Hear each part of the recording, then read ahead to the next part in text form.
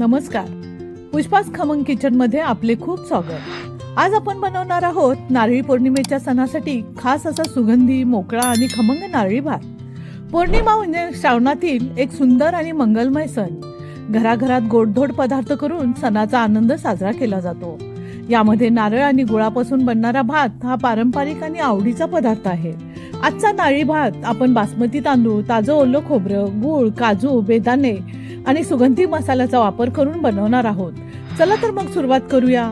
यासाठी 1 वाटी लांब बासमती तांदूळ, 10-12 काजू, 10-12 बेदाणे, 1 वाटी ओलं खोबरं, पाऊण वाटी बारीक चिरलेला गूळ, 4-5 वेलदोड्याची पावडर, दालचिनीचा छोटा तुकडा, 3-4 लवंगा आणि 3 अख्खे वेलदोडे.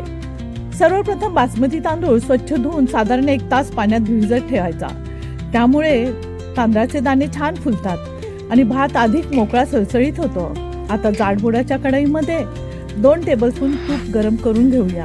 तूप गरम झाल्यावर यामध्ये काजू घालून मंद आचेवर छान सोनेरी रंग येईपर्यंत तळून घेऊया. काजूला सुंदर गोल्डन ब्राऊन रंग म्हणजे त्याची चव, कुरकुरीतपणा अगदी योग्य झाला आहे. काजू तळून झाल्यावर प्लेटमध्ये काढून घेऊया. आता याच गरम तुपामध्ये बेदाणे सुद्धा तळून घेऊया.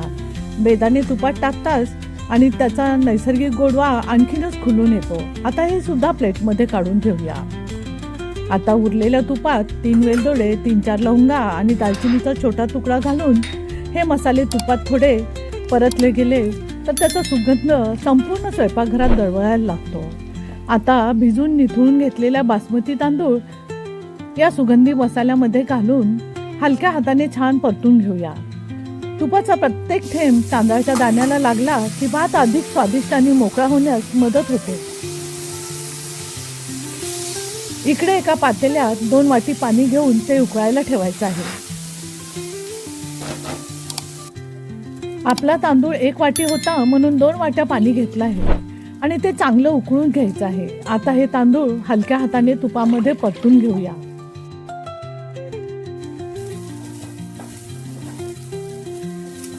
आता यामध्ये चवीपुरतं मीठ घालून डाळी भातामध्ये अगदी थोडंसं मीठ घातल्यामुळे गुळाचा आणि खोबऱ्याचा गोडवा अधिक खुलून येतो.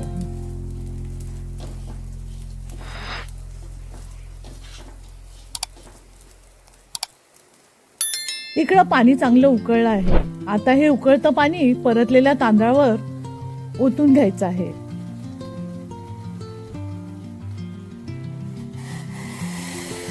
पाणी टाकल्यामुळे तांदूळ शिजण्याची प्रक्रिया कंटिन्यू होते. आता अर्ध्या लिंबाचा रस पिळून घेऊया. लिंबाच्या रसामुळे भाताचे दाणे सुटे होण्यास मदत होते आणि शिजल्यानंतर भाताचा प्रत्येक दाणा मोकळा दिसतो. भात शिजत असताना दुधात भिजवलेले केशराचे मिश्रण घालूया. त्यामुळे भाताला अतिशय सुंदर सोनेरी केशरी छटा येते आणि केशराचा मधुर मोहक सुगंधही भातामध्ये उतरतो. काही जण यासाठी फूड कलर वापरतात, पण केशरामुळे नैसर्गिक सुंदर रंग आणि सुगंध मिळतो. आता भाताला चांगली उकळी आली आहे. झाकण ठेवून तो शिजू देऊया.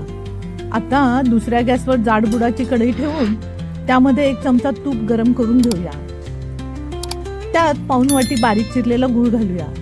गूळ कमी किंवा जास्त तुमच्या आवडीनुसार घाला. आता या पूर्ण वितळलेल्या गुळामध्ये 1 वाटी खोवलेलं खोबरं घालायचं आहे आणि खोबरं छान एकजीव करून घेऊया. गुळाचा गोडसर सुवास, ताज्या खोबऱ्याचा नैसर्गिक सुगंध एकत्रित आला की नारळी भाताची खरी सणासुदीची चव इथूनच तयार व्हायला सुरुवात होते.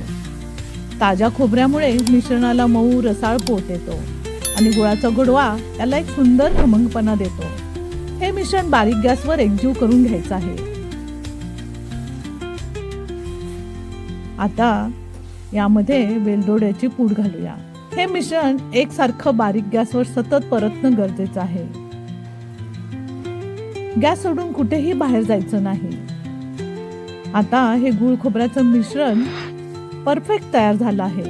हे मिश्रण परतायला मला 5 मिनिटं लागलेली आहेत. चला आता भाताचं झाकण काढून पाहूया. बघा, भात किती सुंदर मोकळा शिजला आहे. तांदूळ आधी भिजवून घेतल्यामुळे दाणे छान फुगले आहेत आणि लिंबाच्या रसामुळे भाताचे दाणे सुटे राहिले आहेत. हा मोकळा भात गूळ खोबऱ्याच्या मिश्रणामध्ये घालूया. आता गूळ, खोबरं, भात एकमेकांमध्ये छान मिसळून घेतल्यावर त्याला नारळी भाताचा सुंदर रंग आणि सुंदर सुगंध येऊ लागला आहे. आता हलक्या हाताने भात खालीवर करून घेऊया. भाताची शिते मोडणार नाही याची काळजी घ्यायची आहे. आता आपण तळून घेतलेले काजू, बेदाणे घालूया. काजूचा कुरकुरीतपणा आणि बेदाण्याचा मऊ गोडवा या नारळी भाताची चव आणखीनच सुंदर करतो. आता यामध्ये 2 टेबलस्पून तूप घालून अगदी हलक्या हाताने मिक्स करून घेऊया.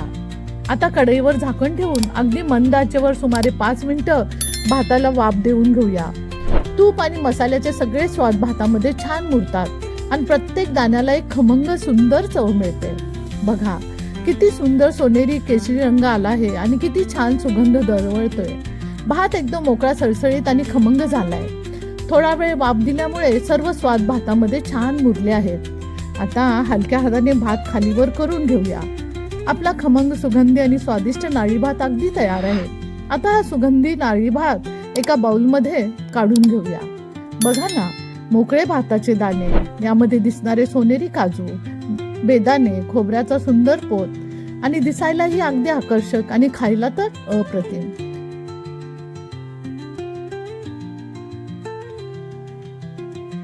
अशा साध्या, सोप्या, पारंपरिक खमंग रेसिपी पाहण्यासाठी पुष्पाज खमंग किचनला सबस्क्राईब करा. व्हिडिओ आवडला असेल तर लाईक करा. पुन्हा भेटूया एका नवीन आणि स्वादिष्ट रेसिपी सोबत. धन्यवाद.